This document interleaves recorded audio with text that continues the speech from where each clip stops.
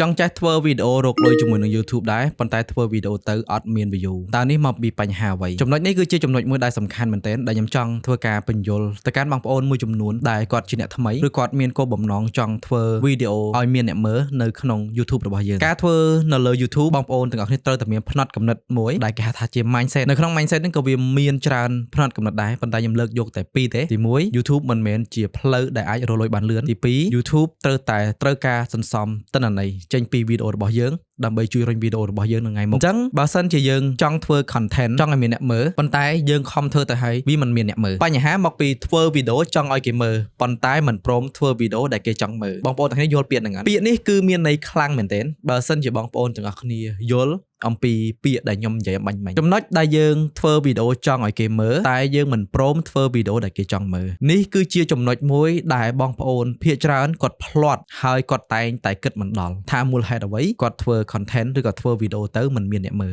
ដោយសារតែបងប្អូនទាំងអស់គ្នាចង់ធ្វើតែវីដេអូដែលយើងចង់ធ្វើឲ្យគេមើលប៉ុន្តែយើងមិនព្រមធ្វើវីដេអូដែលគេចង់មើលតើអ្វីទៅដែលជាវីដេអូដែលគេចង់មើលហើយអ្វីទៅដែលជាវីដេអូយើងធ្វើដើម្បីចង់ឲ្យគេមើលការដែលយើងផលិតមាតិកាចង់ឲ្យមានអ្នកមើលចង់ឲ្យបានការតាមដានច្រើនវាមិនមែនស្ថិតនៅលើមានអ្នកមើលមិនមានអ្នកមើលទេវាស្ថិតនៅលើត្រង់ចំណុចមួយដែលបងប្អូនទាំងអស់គ្នាអត់ដែលដឹងទី1បងប្អូនទាំងអស់គ្នាដឹងអត់ថាអ្នកមើលគាត់ចង់មើលអីទី2បងប្អូនទាំងអស់គ្នាដឹងអត់ថាអ្នកមើលគាត់កំពុងតែមានបញ្ហាឬក៏ចង់បានអ្វីចេញពីវីដេអូរបស់យើងចំណុចទាំងអស់នេះឯងដែលធ្វើឲ្យវីដេអូរបស់បងប្អូនទាំងអស់គ្នាចេះតែធ្វើទៅដើម្បីឲ្យមានគេមើលបាទប៉ុន្តែយើងមិនព្រមធ្វើវីដេអូដែលគេចង់មើលការដែលយើងធ្វើវីដេអូឲ្យត្រូវចិត្តអ្នកមើលលុះត្រាតែយើងធ្វើតាមចិត្តអ្នកមើលបានគេចង់មើល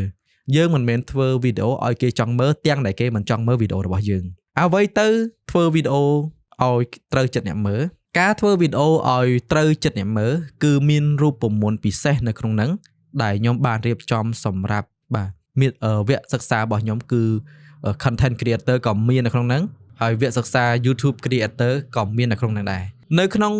ការដែលយើងធ្វើ content ឲ្យត្រូវចិត្តអ្នកមើលលុះត្រាតែបងប្អូនទាំងអស់គ្នាស្គាល់អ្នកមើលច្បាស់ស្គាល់ពីបញ្ហាអ្នកមើលច្បាស់ហើយយើងចែករំលែកឲ្យត្រូវចំណុចនឹងអ្នកមើលទាំងអស់ហ្នឹងតើមូលហេតុអ្វីយើងដឹងថាបញ្ហាដែលយើងធ្វើហ្នឹងត្រូវចិត្តអ្នកមើលបងប្អូនទាំងអស់គ្នាអាចទៅសង្កេតមើលនៅលើ comment វីដេអូរបស់យើងគ្រប់វីដេអូរបស់យើងដែលយើងធ្លាប់ធ្វើឬក៏ប្រធានបទណាដែលកំពុងតែឆ្លោះបញ្ចាំងអំពីបញ្ហារបស់អ្នកមើលយើងអាចទៅមើលអ្នកដែលគេមានភាពល្បីៗយើងអាចទៅមើលអ្នកណាក៏ដោយដែលគេធ្វើ content ទៅបាទមាន view ច្រើនពិនិត្យមើលលើអំពី topic របស់គេដែលវាត្រូវគ្នាជាមួយនឹង topic ដែលត្រូវគ្នាជាមួយនឹងប្រធានបទរបស់យើងអាចពិនិត្យមើល comment របស់គាត់ថាតើអ្នកដែលមក comment នៅក្នុងវីដេអូរបស់គាត់ចង់បានអ្វីចេញពីគាត់ចង់ឲ្យគាត់ធ្វើអ្វីបន្តចេញពីវីដេអូរបស់គាត់ទៀតយើងអាចយក comment របស់គាត់នៅក្នុងវីដេអូរបស់គាត់ហ្នឹងមកធ្វើជា content មួយឬក៏ច្នៃជាវីដេអូរបស់យើងបានដើម្បីតម្រូវចិត្តនឹងឃើញពីបញ្ហាភាគច្រើននៅក្នុង comment របស់បងប្អូនណាដែលគាត់ធ្វើជា content creator ល្បីប៉ុន្តែ comment ភាគច្រើនចង់ឲ្យធ្វើបែបហ្នឹងបងប្អូនទាំងអស់គ្នាអាចមានឱកាសធ្វើបែបហ្នឹងនេះជាចំណុចពិសេសមួយដែលខ្ញុំតែងតែពិនិត្យតែងតែឃើញហើយតែងតែយកមកធ្វើជាប្រធានបទនៅក្នុងការនិយាយបន្តការដែលយើងធ្វើ content បើសិនជាមិនមាន topic goal មួយទេឬក៏ប្រធានបទ goal មួយទេបងប្អូនទាំងនេះចេះតែដើរទៅមើល comment គ្រប់វីដេអូរបស់គេក៏វាមិនត្រូវដែរបងប្អូនទាំងនេះត្រូវចាំថា content របស់យើងហ្នឹងត្រូវប្រភេទនៃ content អ្នកដែលគាត់កំពុងតែធ្វើហ្នឹងដូចតម្រង់ជាមួយនឹងយើងអត់បើដូចចាំយើងអាចពិនិត្យមើល comment របស់គាត់បានតែបើមិនដូចទេយើងកុំទៅធ្វើ comment